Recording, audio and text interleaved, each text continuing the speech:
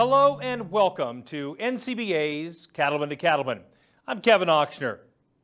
This is a week to be thankful, and as a Colorado cattleman, I'm thankful to be part of agriculture and our beef industry. And I appreciate all of you who do so much to put food on the table, not only for Americans, but for many other people around the world. We are truly blessed. Leading our news, a policy battle that first began back in 2010 is now on the front burner once again. The U.S. Department of Agriculture has taken action to move forward with proposed rule changes to GIPSA, the Grain Inspection, Packers, and Stockyards Act. This, in spite of the fact that the GIPSA rule changes were defunded by a bipartisan vote of Congress back in 2010. Joining us now to tell us more about the GIPSA issue and what it could mean for cattle producers is Colin Woodall, Vice President of Government Affairs for the National Cattlemen's Beef Association. Colin, why is the proposed GIPSA rule a threat to the cattle industry? We are very disappointed that the United States Department of Agriculture has decided to move forward with dusting off the 2010 GIPSA livestock marketing rule and try to move forward with it here at the tail end of the Obama administration. Even though we haven't seen all the details, we're concerned because a lot of the provisions are very similar to what we dealt with back 6 years ago, specifically when we're talking about competitive injury and a definition of unfair or undue preference.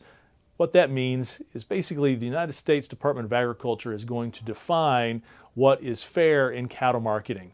Now, we don't trust the government to do much of anything right these days. That is especially true when you're talking about the government deciding how you can or cannot market cattle and what would be fair in those contracts. Because of that, we believe that this opens up quite a bit of liability to our industry and ultimately becomes a trial lawyer's dream. Because when you're talking about a government definition of fairness, that's very subjective. So everybody's going to have a little bit different take on it. That's when the trial lawyers really jump in. And that kind of liability is something that the rest of the supply chain has told us they cannot absorb.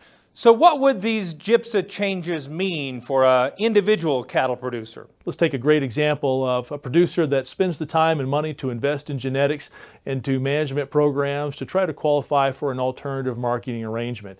If his neighbor, who doesn't make the same investments, thinks that it's just unfair that his neighbor is getting that extra payment under this GIPSA rule, he could sue.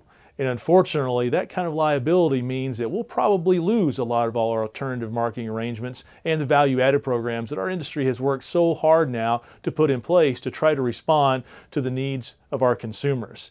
And what do we see ahead then, Colin? What is NCBA's strategy now to tackle this GIPSA issue? So we have to work very hard here in the tail end of 2016 to try to stop this. And we do have several opportunities to do that. First of all, we're going to work with the Office of Management and Budget at USDA to let them know about our concerns and to show them the facts about what this really means in opening up this kind of liability. We also have the opportunity for Congress to come back after Election Day and take action to defund this rule, much like they did the original rule in 2010.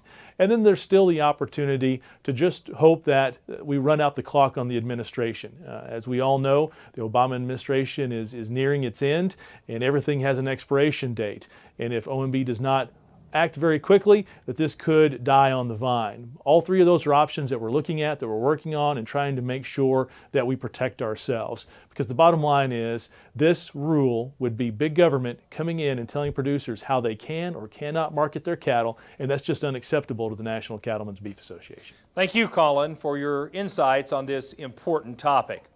Every day, the NCBA staff in Washington, D.C. works on policy issues that matter to cattle-producing families. You can help fight for common sense in policy and regulation by becoming an NCBA member. Just call 1-866-USA-BEEF or go online to the website beefusa.org.